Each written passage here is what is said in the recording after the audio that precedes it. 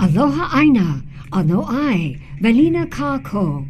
Welcome to Free Hawaii News, brought to you by the Koani Foundation, presenting Hawaiian perspectives on a broad range of topics and issues affecting the Hawaiian Islands, the Pacific, and the world. Your hosts for Free Hawaii News are Leon Kaulahau-Siu, musician, composer, diplomat, and political analyst, and Hinaleimoana Wong, Kumu Hina, filmmaker, cultural and Hawaiian language preservationist, and community leader. And now, Free Hawaii News.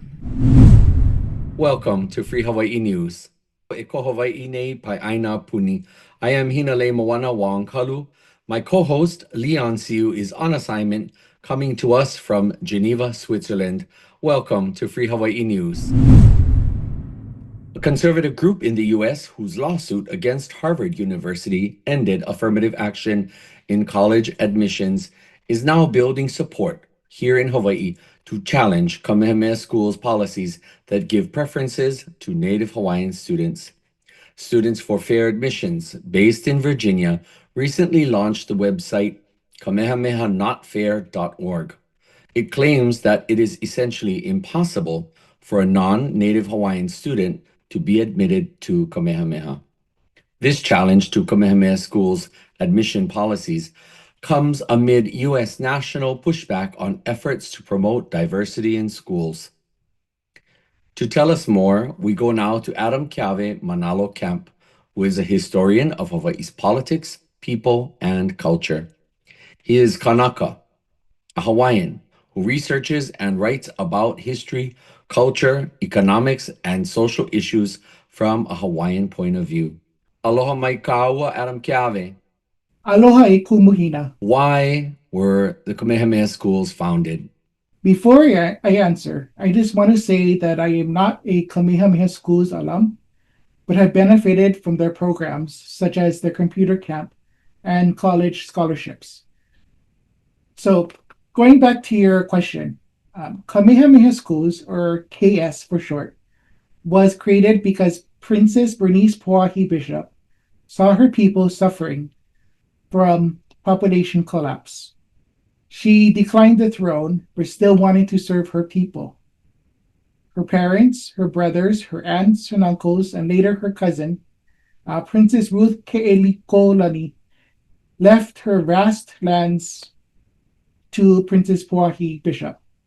The princess then gave her land and wealth to build schools for Hawaiian children. Her will was explicit: give preference to Hawaiian keiki, especially orphans and those in need. This was not just a case of philanthropy. This was national survival. The princess turned her inheritance into a pathway so that her lahui, her people, our people, would have a chance to strive in their homeland.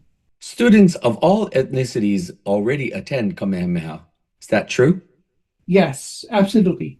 So Hawaiian children who attend KS are generally mixed. Many also have Chinese, Japanese, Filipino, Portuguese, Scottish, African American, and other ancestries. So KS is multiracial in that sense, and that's the lived experience of Hawaii itself. What unites them is the Hawaiian genealogy. And unlike federal programs, KS does not impose a blood quantum. The princess never intended to divide her people into fractions. She wanted all Hawaiian children uplifted, however mixed, however pure, because they all descend from her people. Have U.S. courts in the past upheld Kamehameha Schools' admission policy? Indeed, it has. In 2006, the Ninth Circuit Court of Appeals upheld the policy and stated directly that it is not discriminatory. With the current conservative majority on the U.S. Supreme Court, do you think that Kamehameha's admission policy could be in danger of being struck down? There is a risk, not because KS is on shaky legal ground, but because of political ideology. This U.S. Supreme Court has already dismantled affirmative action and has shown its willingness to strip away long-standing protections for minorities. Groups like Students for Fair Admissions are testing the waters by targeting KS, and it's part of the bigger picture, which is Project 2025.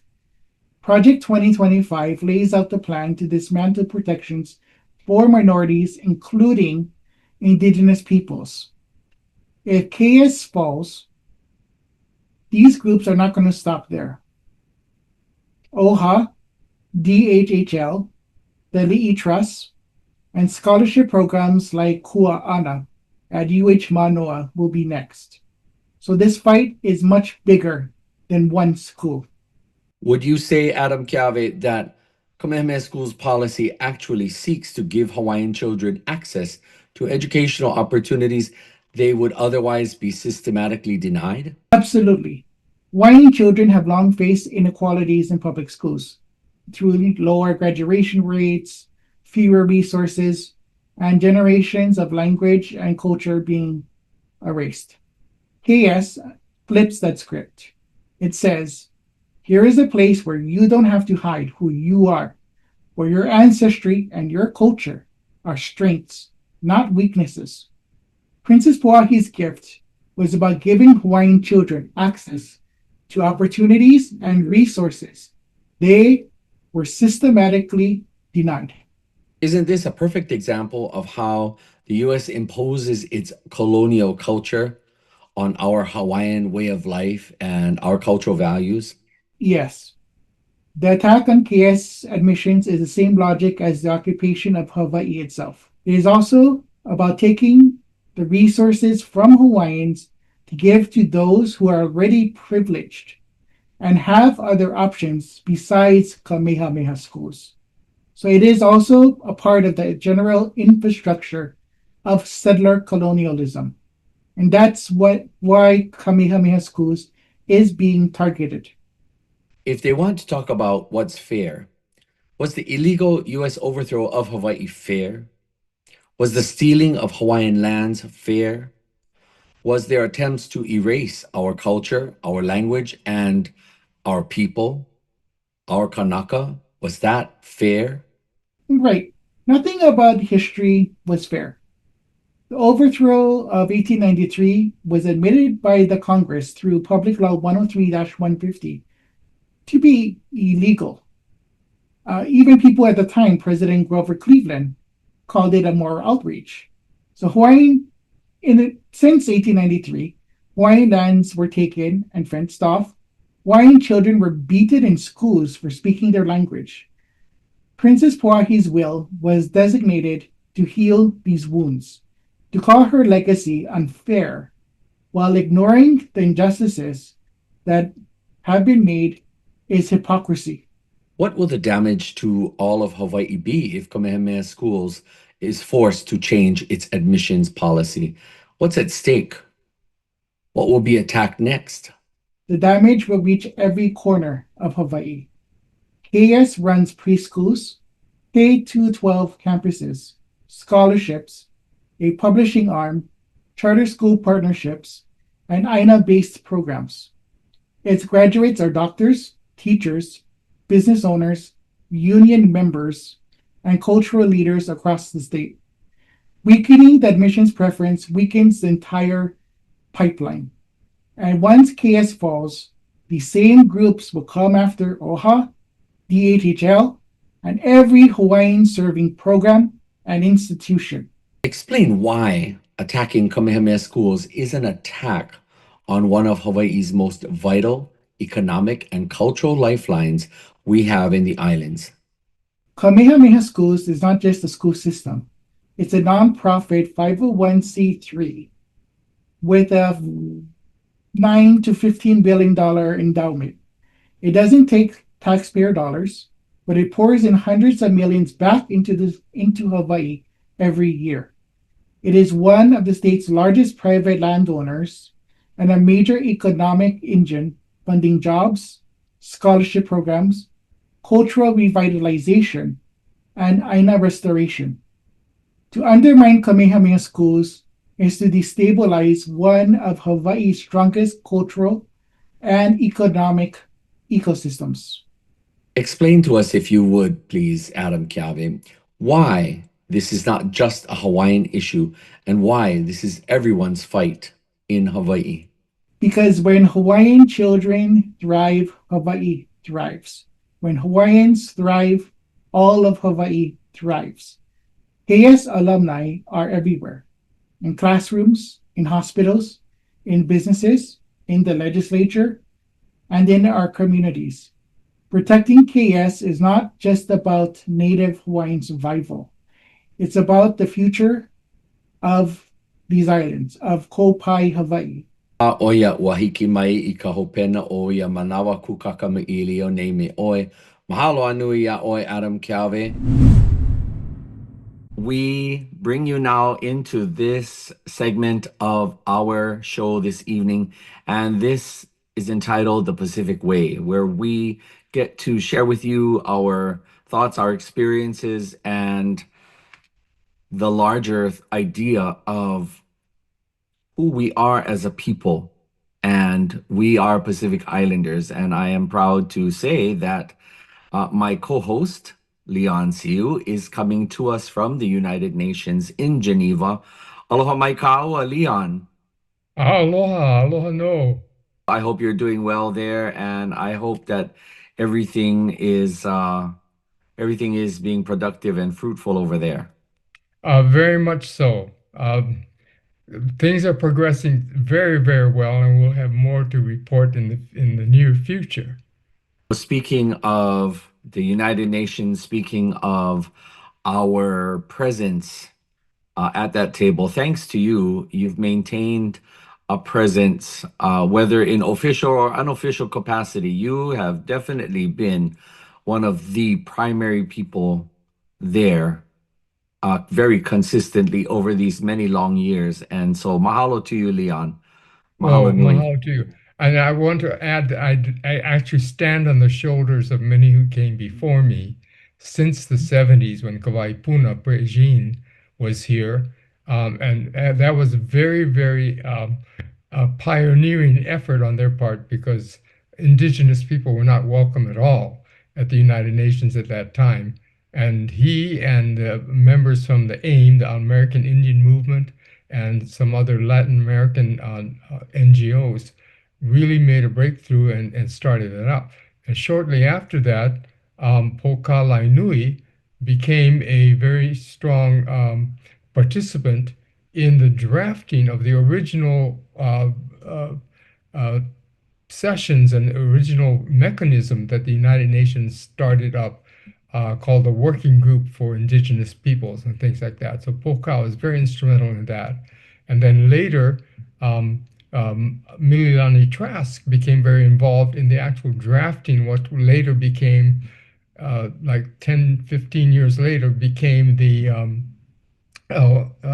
DRIP, the Declaration on the Rights of Indigenous Peoples. So by the way, behind me, what you see is the United Nations building, the original United Nations building that was built in the early 1900s, and that housed the General Assembly. And today, this is where the Human Rights Council is meeting, which is the reason I'm here for this meeting.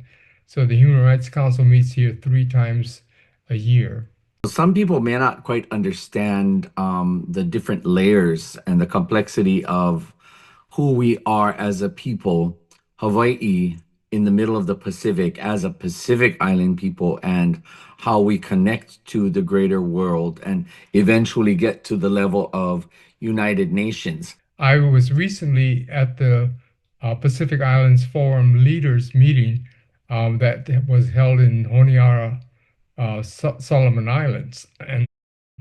And there, I also attended the Polynesian Leaders Group meeting. So my recent visit to Solomon Islands, they basically decided that, yes, they would start to include us in the conversation, including us, meaning Hawaii, would have a place in there at the Polynesian Leaders Group.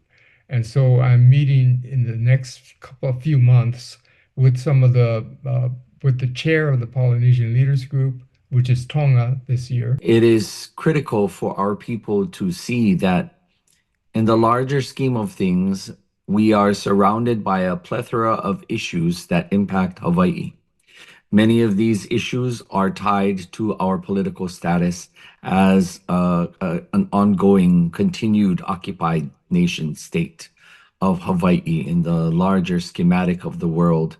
And so, as we look towards our own empowerment, as we look towards our future, um, the the way of what is happening in the United States of America, they are experiencing great upheaval and political turmoil, in fact. And so we must be able to look within the Pacific, within the parameters of who we are as an island people. And we must seek pathways that continue to connect us and keep us rooted to being here in the Pacific. It's critical for the survival of our people. It is critical for us as Hawaii to retain our identity as our rightful identity as a Pacific Island people that has already been so trodden and hampered by Hawaii being recognized by the world as the 50th state of the Union of the United States of America. It's important for our people to think, be critical thinkers, and analyze what are the implications of us staying under that system and what are the possibilities for us to be reinstated as a politically independent nation. That way, we can truly address many of the issues that impact us today. Our Pacific family is just amazing because they're like us. They think like us, and the thing is that they've already established themselves as a political regional group that is very effective. They actually have much more impact than in the Pacific. For instance, the issue of climate change was something that the Pacific took to the world, and the world Yes. now has a huge attention. They're paying huge attention to that, and including putting budgets together to not so much combat climate change, but to adapt and to to really adjust to what's happening around us. And the Pacific nations are the leaders in that. We've taken the lead, and we've started the conversation going worldwide, and are coming up with really wonderful ideas from the Pacific because of who we are and how we care for our environment and the land and the sea and everything around us. That is really beginning to resonate not past the Pacific. We're taking a strong leadership in the area of peace.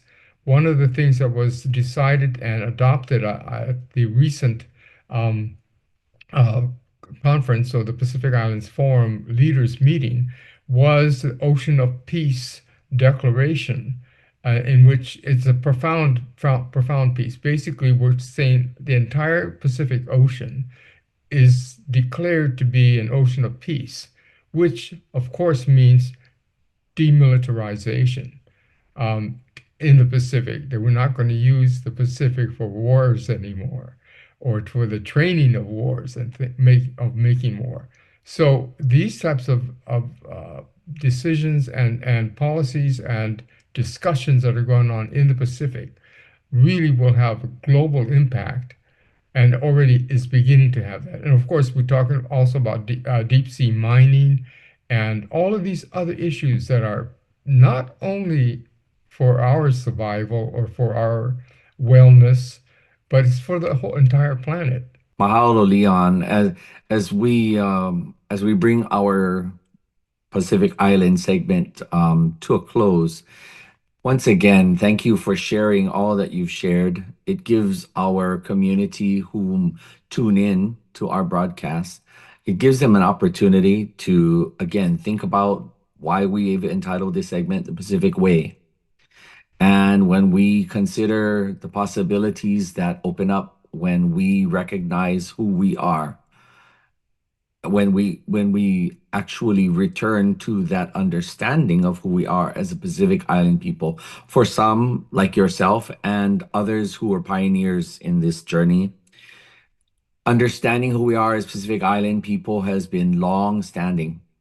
But we hope that through this show, through our discussions, and through the things that we share, we hope that our community will recognize our true place in the Pacific and our rightful place to represent on behalf of our people in the Pacific, and not always just run to acquiescing and relegating ourselves to just be a State of the Union, which is its own political um, its own very political contentious issue.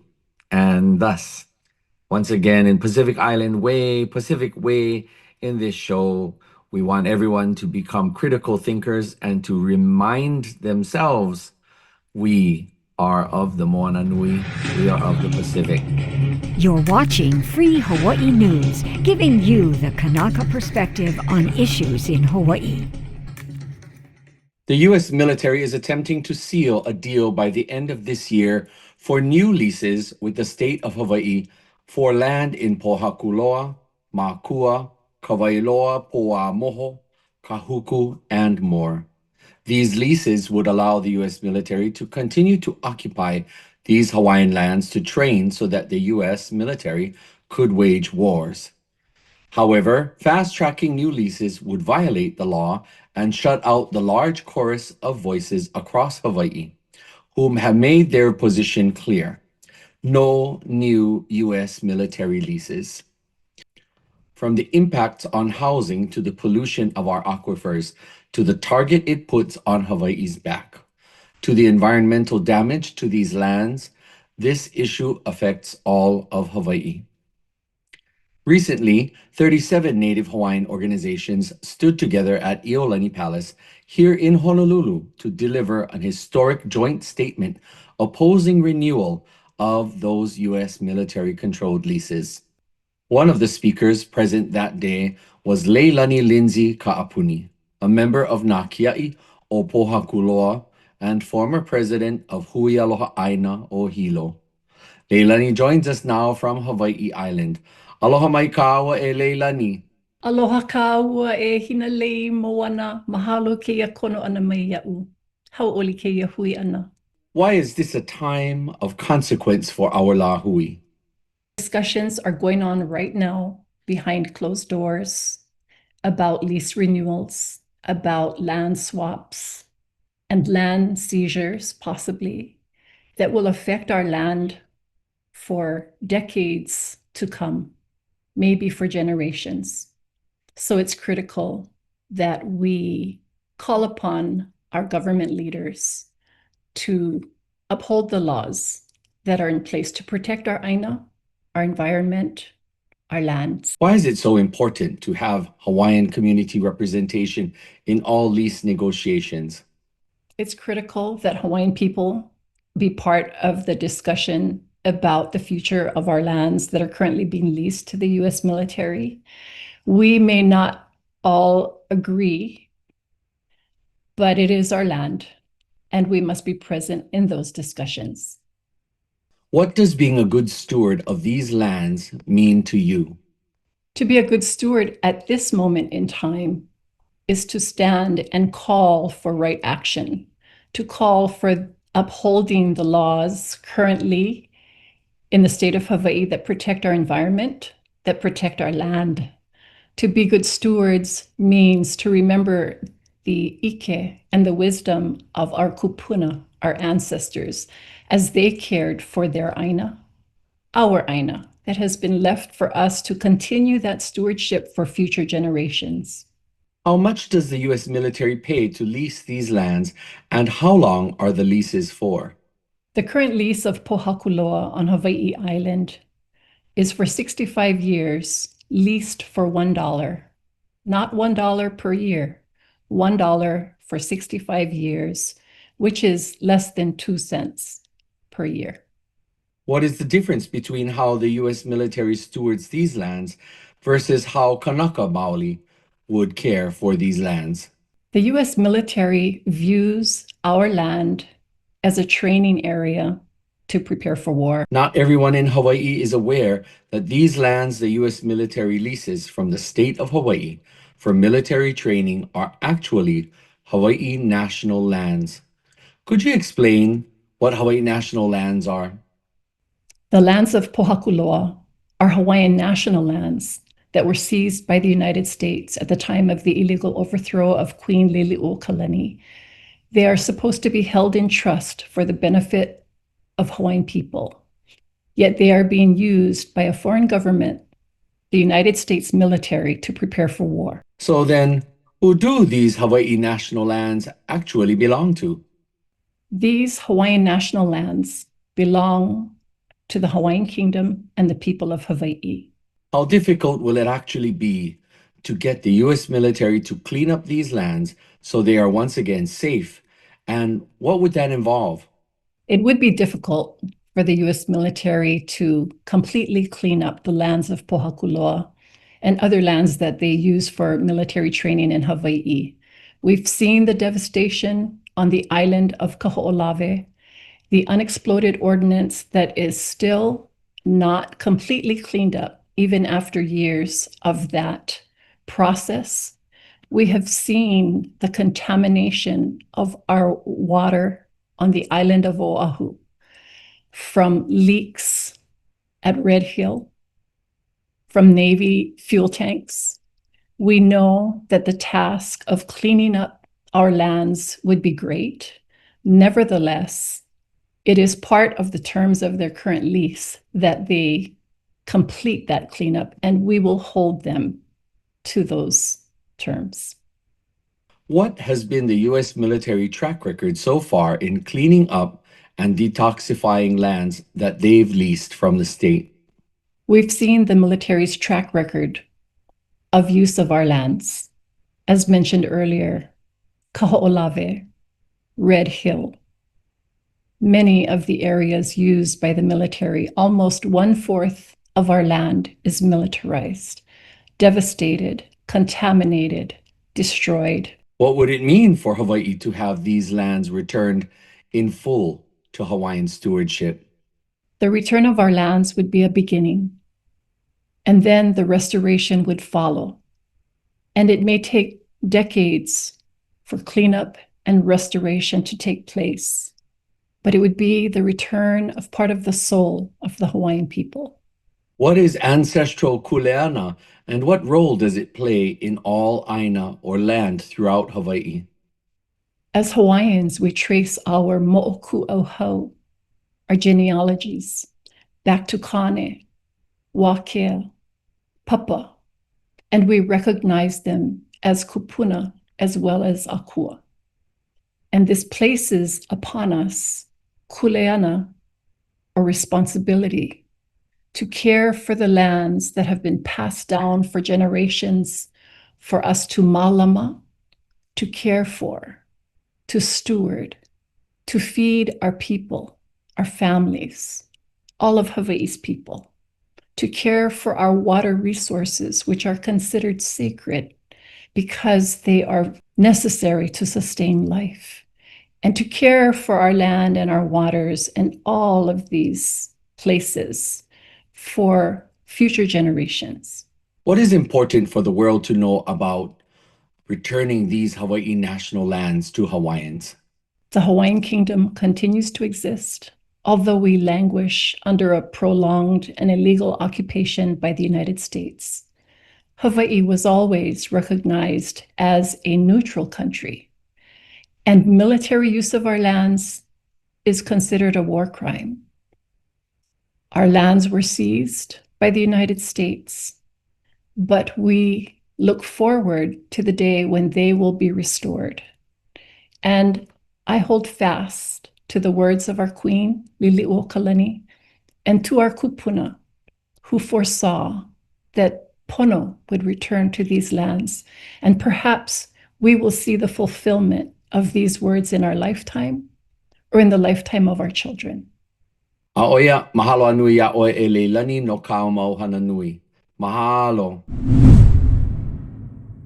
Recently, Free Hawaii News correspondent Adam Kiave Manalo Camp wrote and posted an article about whether Hawaii is ready to both become and operate as an independent nation. This would take place under one of two different scenarios. A deoccupation of the Hawaiian Islands by the U.S. would be negotiated between the U.S. federal government, or, as some currently believe, the U.S. is currently on its deathbed and will go the way of the USSR. In his article, Adam asks a bottom line question. Is Hawaii ready to take over and function successfully on its own? We want to check in with Adam once again and hear his mana'o on this critical question. Aloha mai ka'aua, Adam Kiave. Aloha e Kumu Hina. Adam, let's start this discussion by having you read to our viewers what you wrote and posted on social media about this topic. When I was in New York a couple of months ago, I sat with some organizers and a history professor. The professor had asked me from my perspective if Hawaii was ready for what is unfolding in the United States. He told me that the US is already locked in a cold civil war, and in his estimation, his country is on its deathbed and is going the way of the USSR. I answered that many in the Hawaiian sovereignty movement would say yes, but I do not believe we are ready yet. Then again, no people are ever fully ready for self-government until it actually happens. Readiness is not something given in advance. It is something born in transition, in the risk of stepping forward without guarantees. A tryst with destiny, as Nehru put it. Having lived outside the US, I know how immense and difficult the task of nation building will be. It is not just about reclaiming sovereignty in name, but about feeding our people, protecting our aina, and building institutions that endure. And I have to say that some who posture as leaders in our community, I would not trust to manage a car wash, much less the responsibilities of a nation. They are more concerned with follows and likes, too eager to attack other Kanaka before attacking the systems of oppression, and scheming of enriching themselves than the mundane but important tasks of rebuilding infrastructure, enjoining the task of multiracial nation building, and reorientating the economy. Too many have embraced American ideas and partisanship. That is why we must ask the deeper question. When freedom comes, will we rise into it? Or will we invite the same vices and ambitions of our colonizers, as so many elites in the global South have done? Dr. Jose Rizal once asked if the slaves of today will become the tyrants of tomorrow. That question haunts me whenever I see the news about the genocides happening in the Congo, Sudan, and Palestine. The truth is that freedom never waits until we feel prepared. It arrives in the cracks of empire, when the old system collapses under its own weight and the new one struggles to be born. Whether we stumble or stand will depend on our ability to recognize that sovereignty is not about replacing one master with another.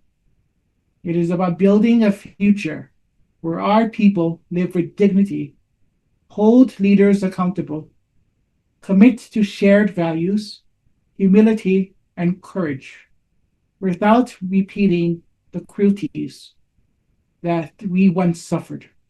It seems like there's quite a gap between those who think we're ready to run successfully as an independent country and those who do not think so. No people in history have ever been fully ready for self-government before the historical moment arrives. We also need to decolonize ourselves, KALA, ourselves. Step away from American partisan politics, that red versus blue team mentality, and the idea that someone else will solve our problems for us. The people themselves are the saviors. If we need to expand our efforts towards food sovereignty, energy, and institutional strength. Then, when the political window opens, which may be sooner than later, we will meet it with competency, not chaos. With that too, we also need to build deeper ties with our neighbors in the Pacific, including within Polynesia, Southeast Asia, and Micronesia. But I also want to add that we have to come up with the answers to these questions ourselves, and not just one group or one person answering them. Compared to other countries, what size would Hawaii's economy be comparable to in the world? Hawaii's economy produces about 70 to 90 billion annually, according to the US Bureau of Economic Analysis and the state of Hawaii's DPEDT. That places us alongside countries like Costa Rica, Croatia, and Bulgaria. Per capita, Hawaii already ranks in the high to mid income category by the World Bank standards.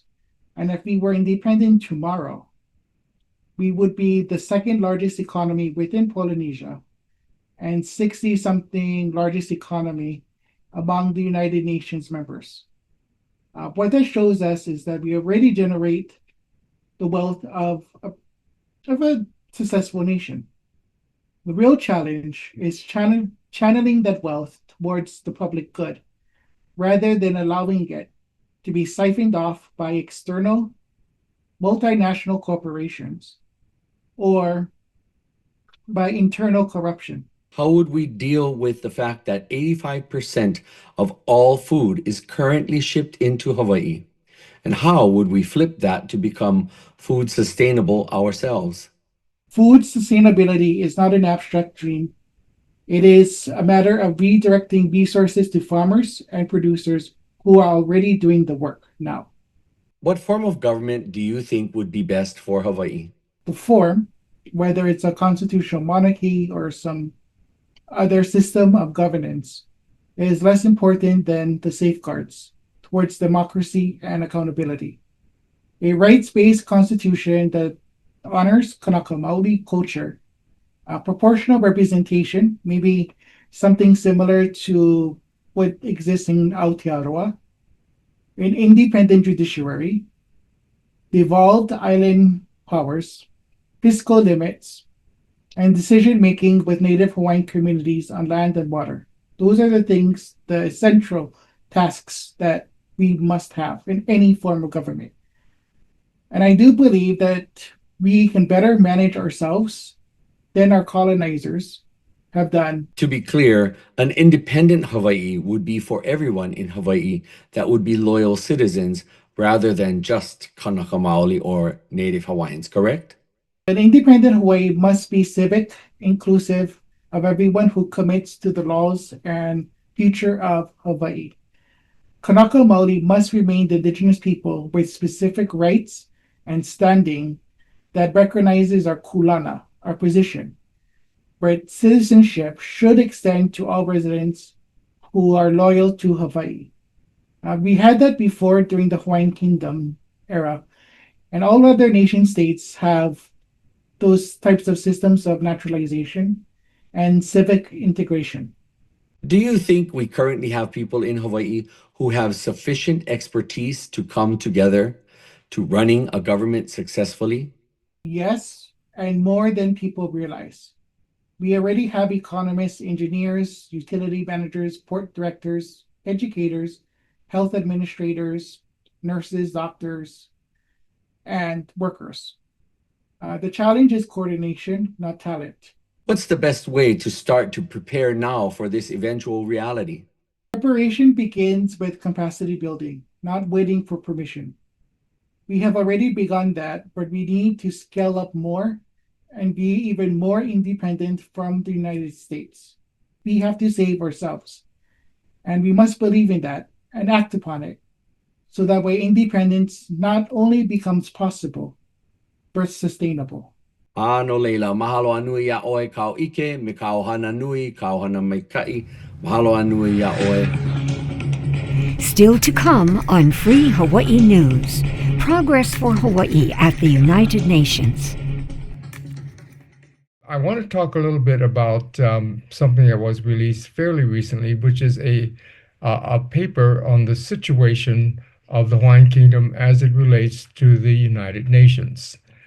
Now, most people, including scholars, diplomats, and international experts, are unaware that there is an ongoing dispute concerning the sovereignty of the Hawaiian Islands. The U.S. claims Hawaii is a state of the U.S. Hawaiians say Hawaii is a pre-existing sovereign independent country that is being held captive by the U.S. under a prolonged illegal occupation. Now, consider these facts. At no time did the Hawaiian Kingdom relinquish its sovereignty or any of its territory to the United States. At no time did the United States lawfully acquire any of the sovereignty or any of the territory of the Hawaiian Kingdom. And at no time was the sovereignty of the Hawaiian Kingdom extinguished. So what happens? This means that what we see, what we Hawaiians have been saying and asserting all these years is right. Hawaii is not now and never was a part of the United States. The U.S. narrative that Hawaii is a state of the U.S. is a hoax. Just to put it very plainly, it's a hoax. What is known as the state of Hawaii is a puppet government that the U.S. uses to make its criminal occupation of Hawaii appear to be legitimate. Here's some background. During the 19th century, the Hawaiian Kingdom was recognized and respected as a sovereign, independent nation, enjoying trade, political discourse, bilateral and multilateral treaties with other sovereign nations, and with 136 embassies and consulates posted around the world. In 1893, without provocation or warning, fully armed U.S. troops landed in Honolulu to back a coup d'etat by a small group of white businessmen to depose the Queen and take control of Hawaii. Over the past 20 years, Hawaiians have filed numerous petitions, reports, complaints, and appeals to various bodies of the United Nations, protesting the United States' false claim to the Hawaiian Islands. So communications to the UN include appeals to the Secretary General, various presidents of the General Assembly, the Decolonization Committee, the Fourth Committee, the Office of the High Commissioner on Human Rights, the Human Rights Committee, the Human Rights Council, the Committee for the Elimination of Racial Discrimination, the Permanent Forum on Indigenous Issues, the Expert Mechanism on the Rights of Indigenous Peoples, and others. As a result, there has been indications of increasing international interest in the Hawaii situation. But when these questions are raised at the UN, the U.S. doesn't respond. In 2010, at a side event of the Universal Periodic Review of the United States, the U.S. representative dodged the question about the procedure used to integrate Hawaii into the United States. He cryptically said, "This is not a legal question, this is a political question, and the political question has been settled." Presumably, he was referring to the 1959 fake statehood referendum. In 2013, Dr. Alfred de Zayas, the UN independent expert for the promotion of a democratic and equitable international order, in paragraph 69N of his 2013 report to the United Nations General Assembly, cited Hawaii as a case that should be addressed by the United Nations decolonization procedures. This indicated that Dr. Desaias regarded the question of the political status of Hawaii as not being settled. In 2015, at the UN Human Rights Council's Universal Periodic Review of the United States of America, the Islamic Republic of Pakistan requested that the United States respond to the recommendation of paragraph 69N from Dr. Desaias' 2013 report to the UN General Assembly pertaining to the situations of Alaska, Hawaii, and the Dakotas.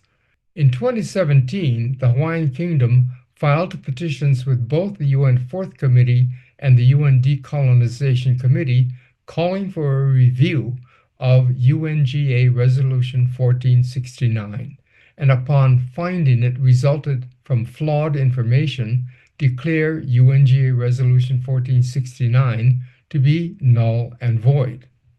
There was no response.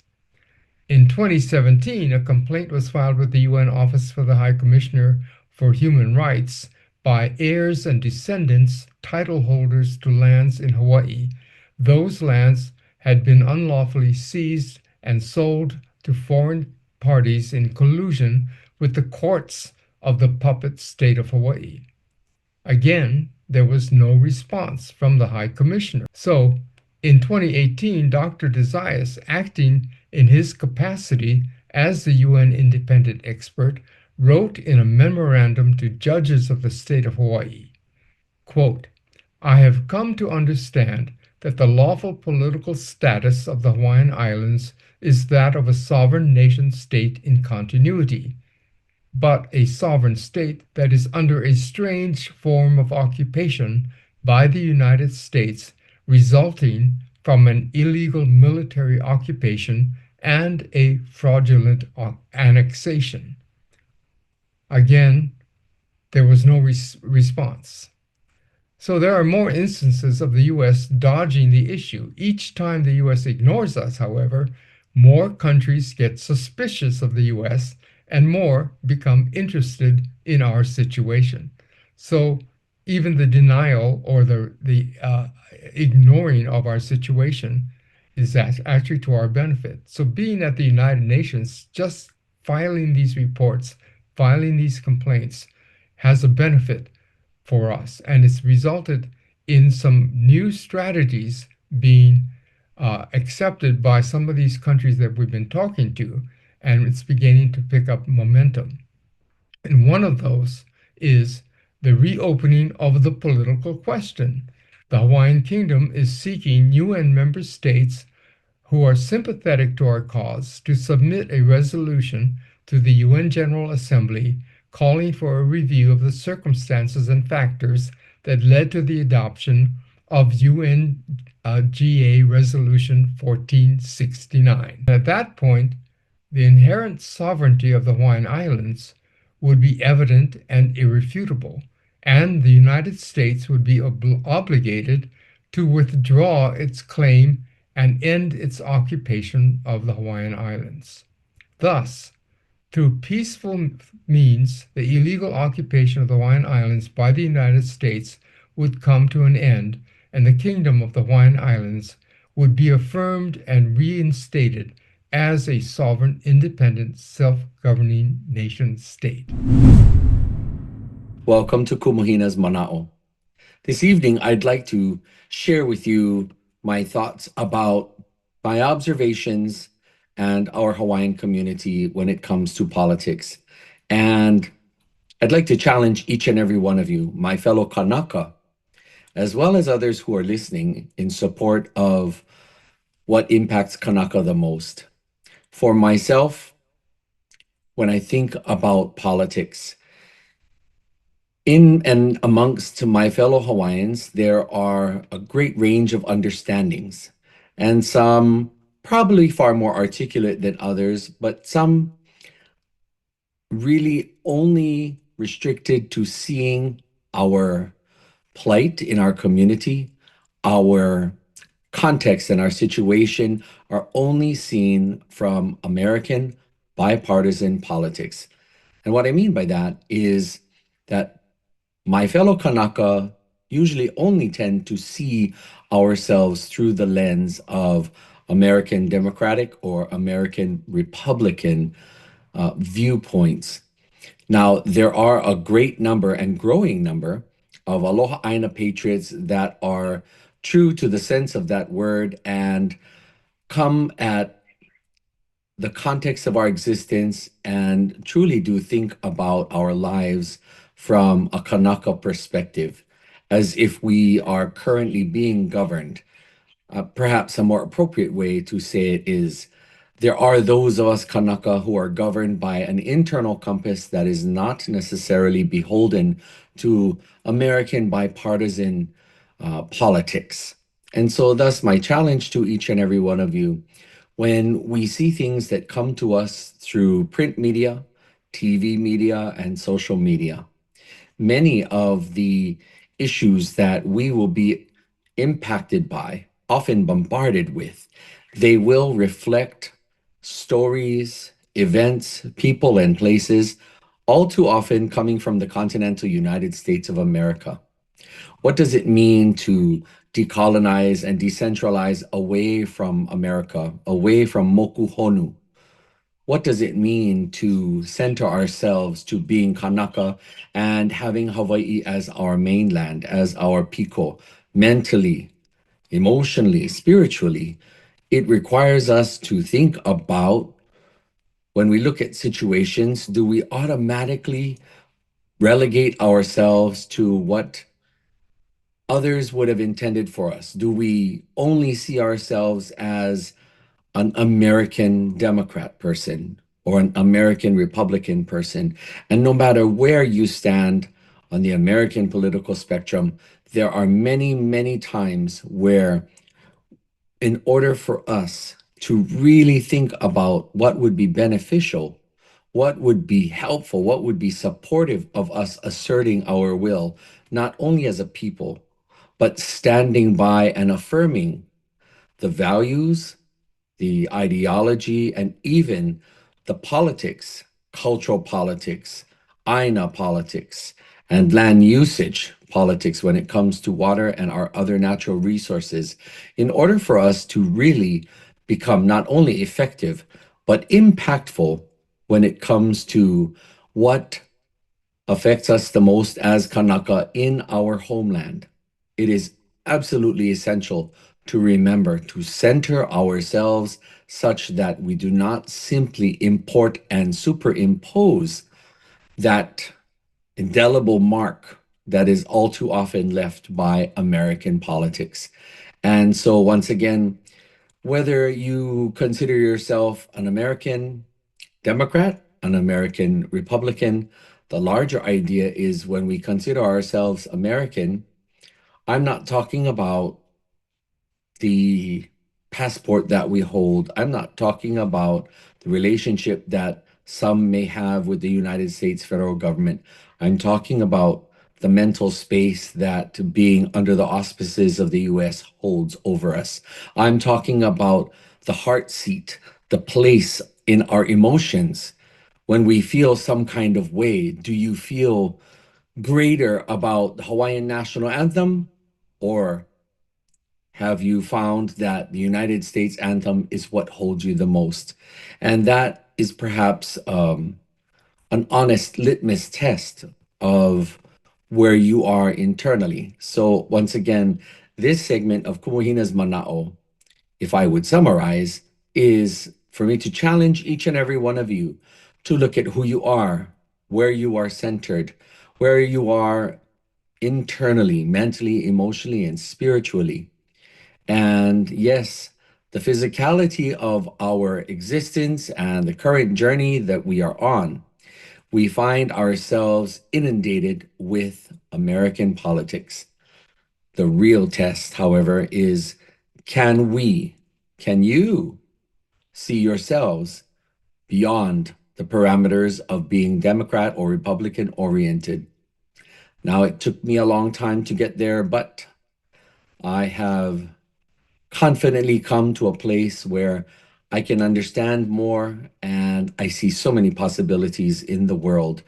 Many of our issues, they don't go away, they simply change. They have a different place that we can advocate from.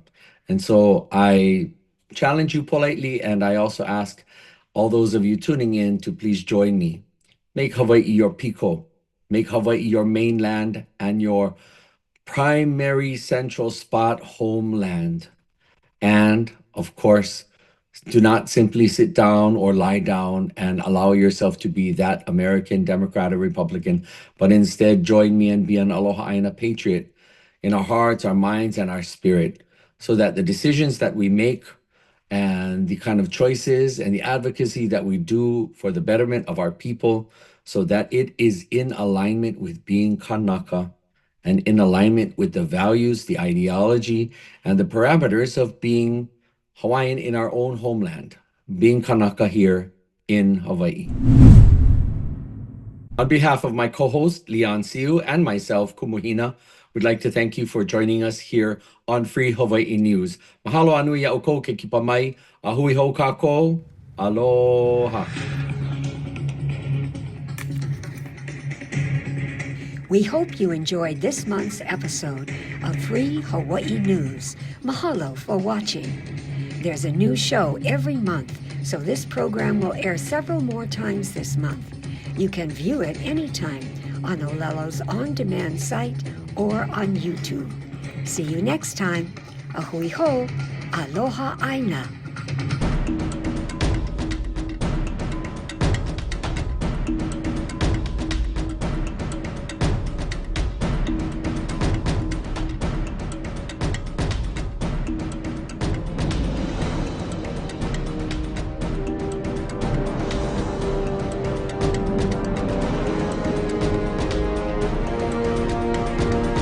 Free Hawaii Broadcasting Network.